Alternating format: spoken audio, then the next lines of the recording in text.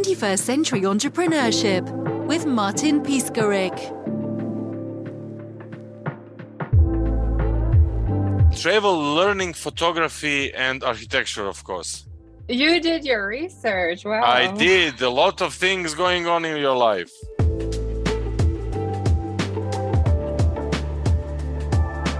I think that especially in architecture, like in what I do, I think all the disciplines at the end of the day, they all come together and they tie in very well together.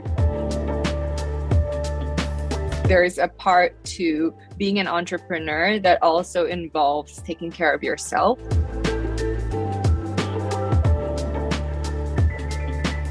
Because if you don't take care of yourself, then how are you supposed to captain the ship, right? If you are not the best version of yourself, then you are not setting yourself up well to basically take care of the entire company.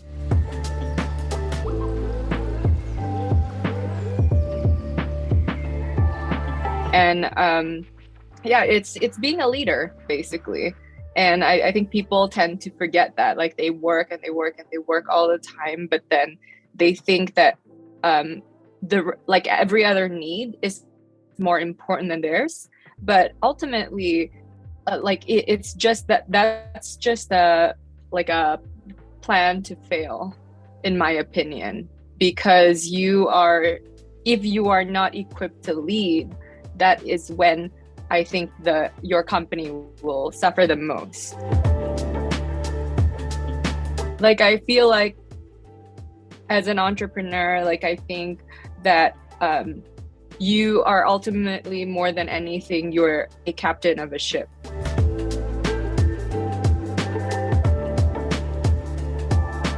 So you are always trusted for direction, and you are also trusted for your vision.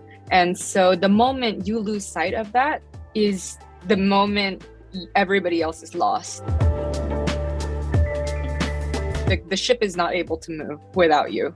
And so you have to do everything in your power to make sure that that vision is still really clear and that spirit is still in you. As a captain of the ship, you don't want a captain that is like not sure that they want to be on the ship. They're not sure where they're going. They're not passionate about the journey. Like, you need somebody who like always knows. Well, not always. There are always exceptions, but most of the time they know where they're headed. And because people are trusting you for that, and everybody's confidence lies on your confidence. As a captain of the ship, what's your feedback mechanism or corrective mechanism? The way that I run the company is very non-hierarchical. And so I kind of just allow everybody to speak their minds. But I'm also very honest. I'm very radically honest with everybody that I work with. I think that I have the same treatment to myself, where I feel like over here, we're not in a place, like we all want the same goal. So we're trying to work towards the same thing, and we need to remember that. And with that in mind, I think we need to be very honest about our strengths and our weaknesses. So I'm very, very comfortable with people pointing out my weaknesses. And I know as well very much what my weaknesses are. And as much as I try to work on them, I know that there will always be other people who can play that role better than me. So it's not like I think that I'm the best at everything. I already know that there are some things that should be done by somebody else. And so we're very honest, and we always allow open communication, but we also ask that of like our employees, where it's like, know your strengths and know your weaknesses. And sometimes you need to put aside your feelings for the better of the entire company. And so, when you don't get hurt and then you get upset and stuff like that, it's not because it's anything personal. It's really because there is an idea that's better for everybody else.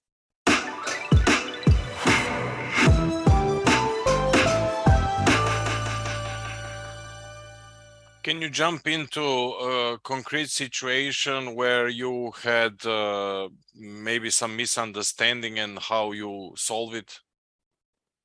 For example, like with me, I tend to I always have this idea, but I also tend to take really long to say that something is complete because I like to like nitpick every single detail.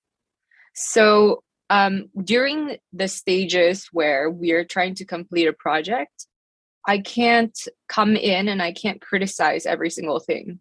I used to do that in the past, and it's very non-productive for everybody because at the end of the day, the job needs to be completed, right? And you can keep going with architecture, with design. You can keep going and going and going and never stop because like you can keep designing.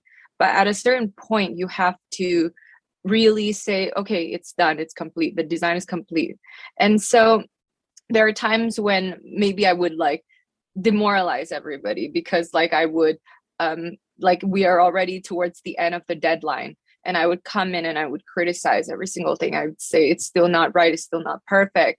But I've also learned that like that's not right, obviously. And so lucky for me, I have a partner in who is able to tell me these things too. And so he is kind of like my direct opposite. So we're very complementary. And so he's actually the one that's telling me that, you know, you're not needed here. And that's something that sometimes is quite offensive. And like people tend to take that personally, like to say that you're not needed here, like your skills are not valuable to us at this moment. But it is the truth. And so I have to understand that I am needed in so many other areas, but like in this stage in the development of the project, I'm not needed, and that's fine.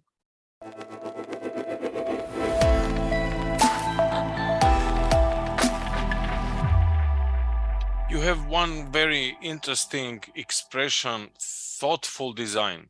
Yeah. What does it mean? I think more than anything, like thoughtful design for me is just thoughtfulness is kind of the way that I live my life. So in everything that I do and in everything that even I do in work, I do as a person, like I would hope that everything is very thoughtfully done.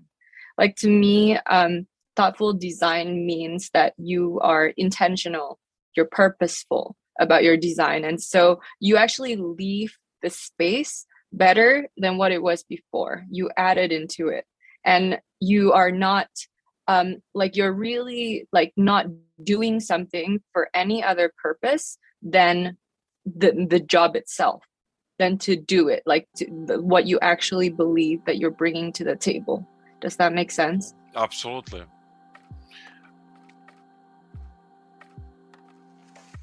Amanda, maybe if you can share some of your most rewarding experiences, not just as a leader, but also as an architectural designer.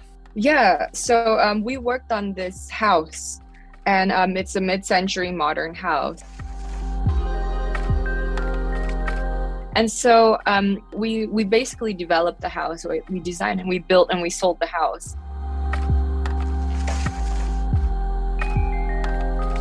And when we saw the house, we saw so much potential, but it was the kind of thing that the people that we were fighting with to win the bid for this house were developers that saw the land. So the land is like on top of like a hill and it has a really good view. It's like a really beautiful plot of land.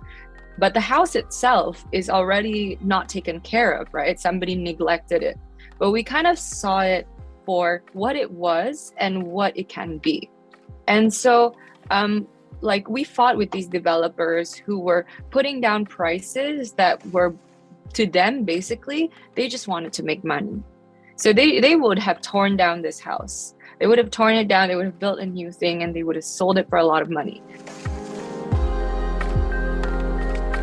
But like for us, when we finally got the house, eventually we got it because there were all these things that were wrong with the foundation. And so it became kind of like a preservation project. So a lot of like people got really scared by it. They were like, okay, this is too much. Like, it's on a hillside. It's just too much time and money for us. They basically chased away all the developers. And so when we saw we were ready for this job because we felt like it was worth it. And so we kind of took this house and we saw what we could preserve, like what we really wanted to preserve. And there were so many things that was great about that design that we wanted to preserve. At the same time, we also added on to it what we felt like we could bring to the table. So what we have in our current time right now, that the people building that house then didn't have those resources. And so we're basically like trying to make it better in that sense, but we're also honoring the past and making space for the future. And so it's very thoughtfully done in that way. Like we are very, like, it doesn't seem like it, but we're very calculated about what we do. And so even down to little design decisions, like there was this really beautiful like wall of wood, but it was painted on, like somebody painted it on, like the previous owner painted everything white. And we talked to our workers and we're like, we want to sand this down. They're like, it's going to take so much time and so much resources to sand this down. Like, why don't we just paint over or replace it or put another wood? We're like, no, we want to sand this down. This is like really beautiful. Like you can see like glimpses of it. And they didn't understand it at first, but they obviously respect us and they've worked with us for so long. So they sanded everything down, took much longer time than they would if they were to just paint it over. And true, like it was really beautiful. Like what was there was a really beautiful piece of wood that that is now like, and then we polished the wood and then we sealed it, we made it nice. And now it's going to grow, right? It's going to grow into the future together with the next person. So it's like, it's decisions like that we made that were very thoughtful. And the end product became something that was very unique.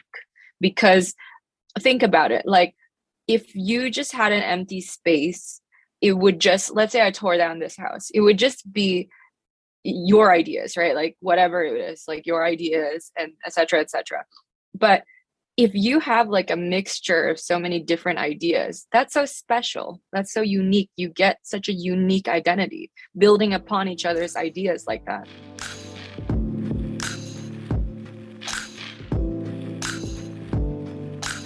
Did you learn to love yourself in the process? Of course. Like I would like to believe that even like as I'm like doing all these projects, right? Like it's like I'm my own entity. And like these projects are like kind of like they're a representation of like my physical, mental, like spiritual, emotional states all the time.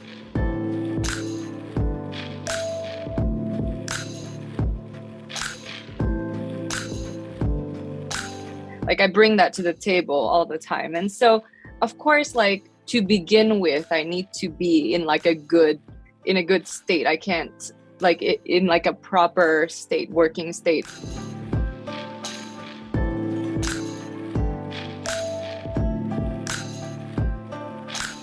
And then I take on this project and then I'm evolving, right? Like I'm learning new things like every single day. There's a dialogue between, so we're a design and build firm. So I'm like, at heart, I am a designer.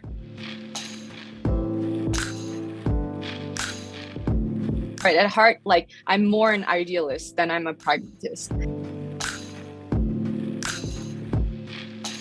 I think that would be the fundamental difference, like stereotypically the fundamental difference between a builder and a designer and a contractor and an architect is someone who's pragmatic versus someone who's idealistic.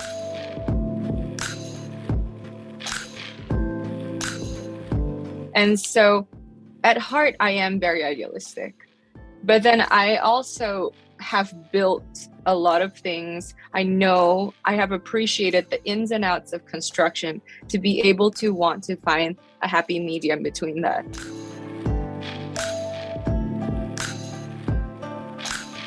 And so we're also divided. So we have the designers, we have like the builders, and there's constantly a dialogue between us.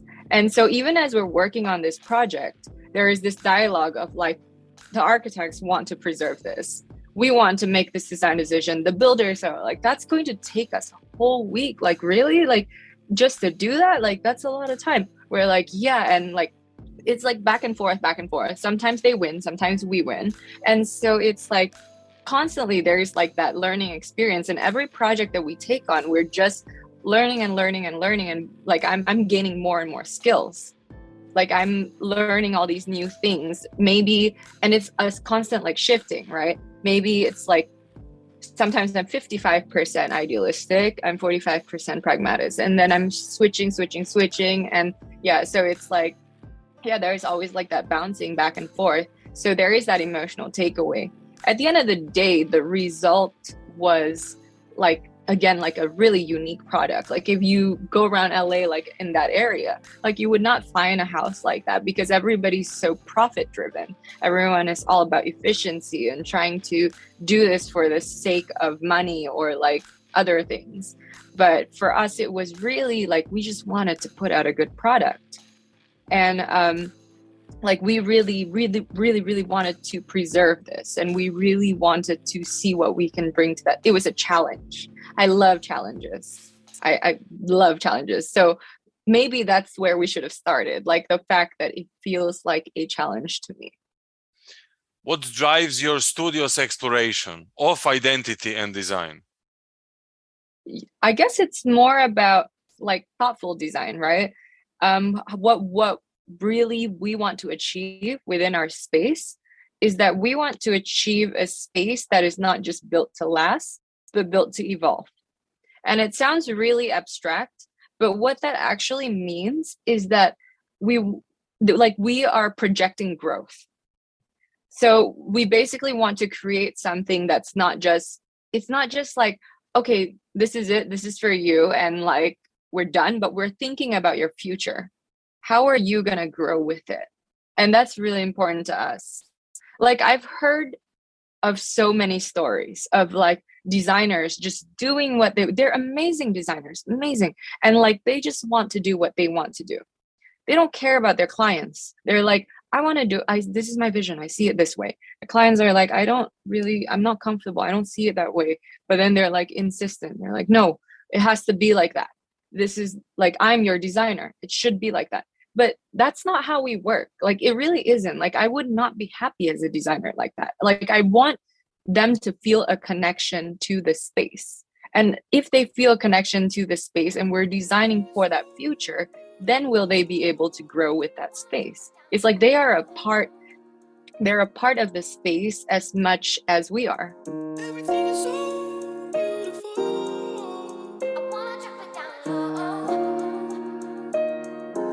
You have the expression, the only way is up. What does it mean? Exactly that. That exactly it means that's that. Yeah. Okay. Yeah. I like so it's like it means that, like, you know, the journey is always up, that like we are not comfortable with being stagnant. We're not comfortable with being like just staying still. Like, we're always learning, we're always bettering ourselves, whether it's spaces we want to evolve or as human beings. Like, we just want to evolve and be better versions of ourselves. But that doesn't mean that we are not failing, you know. But what really is the definition of failing anyway, right? I don't truly believe in failure at all. I think failure is a projection of you. Like, so if you accept that as a failure, then it's a failure, because whether you like it or not, like, life is going to bring you hurdles. Life will bring you good and bad things. Like, and but you get to decide if it's a bad thing or a good thing. Like, what kind of lesson do you want to make out of it? Whether it's like, as you're walking, like, things are going to happen. Things are just going to happen. Sometimes it's easy. So sometimes you're walking and then apple falls in front of you, and it falls right in front of you so you can pick it up and eat it. Sometimes it falls on your head and then you get hurt. So what are you going to do about that, right? Are you going to see it as a failure? Or are you going to make it a life lesson? So with that, like, I don't believe in the term failures at all. I'm digressing, but I don't believe in the term failures at all. But I do believe that you can choose to live a life that is always upward.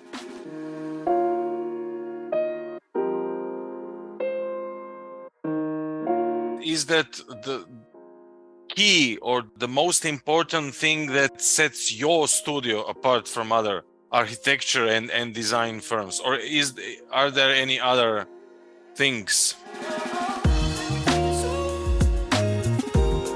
I think definitely the thoughtfulness, and thoughtfulness in everything that I just said to you, right? Thoughtfulness in like that we always consider you and stuff like that. And but at the same time, we're very intentional and we're very purposeful in what we do. And we like so much such that we took it on to every single level, like that we started doing design. And then from doing design, we wanted so much to do it in the way that we would say we would do it. Like we wanted to build it in the way that we wanted to, like we want to really embody thoughtful design, that we were like, it's not good enough that it's not us building it, that we started a construction company and we wanted to train our own people to be able to do things exactly the way we want it. And then from there, like now we have design, we have construction. And then we're also like, okay, but it's not good enough. We need like to be able to replicate this furniture, like all our home goods and stuff have to be done in the way that we want it to be, which is this like ultra thoughtfulness and always catering to the needs of our inhabitants, right? Like they are part of the DNA of what the end result of the design is going to be like. You probably have some takeaways to entrepreneurs, to all the entrepreneurs that are just starting with their journey and listening to you. Yeah, absolutely. I have a lot of advice. I'm going to give like abstract and like very like actual tangible things that you can do. So I think my biggest like abstract advice is like you have to see yourself as a captain. So you have to be relentless and unmoving about what you believe in. First, you need to know yourself and you need to know exactly that that's your passion, right? Because if not, it's going to be really difficult. And you have to really be the person that's like 1001%. Like you have tunnel vision, and that is like to you, like it's like it's your passion, and you're gonna fight for it towards the end. Because I'm not gonna tell you the number of times that like every day along the way, someone's gonna tell you that it's not right. Like someone's going to be skeptical, someone's going to try to tear you down, and if you're susceptible to that, then you're gonna fall off, right? So that's my number one thing. And then my more tangible advice is to really take care of yourself. Really take care of yourself, because like I think that you as a person is very, very important in order to execute all of this. So I think you really need to take care of yourself physically, mentally, spiritually, and emotionally. And there are things that have tremendously helped me, and that's physical exercise, that's meditation, and all of these things are just it's so important.